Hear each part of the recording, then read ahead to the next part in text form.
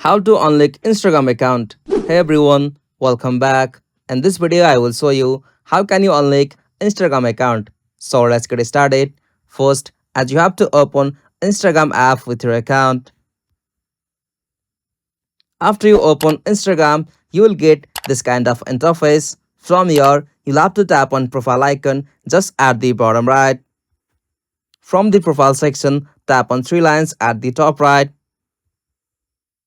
From settings and privacy, at the top, tap on account center. From account center, tap on profiles.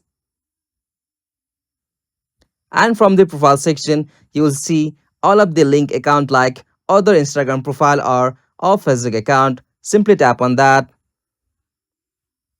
From here, you'll have to choose the account whom you want to unlink or unsync. Simply I am here tapping on Facebook. After you tap on that, simply tap on the option sync profile info. After you tap on that and turn it off. After you complete this from here, you'll be able to turn off the sync profile from your Instagram. If this video was helpful, please don't forget to give a like and subscribe for more tutorial like this. Thanks for watching. Have a good day.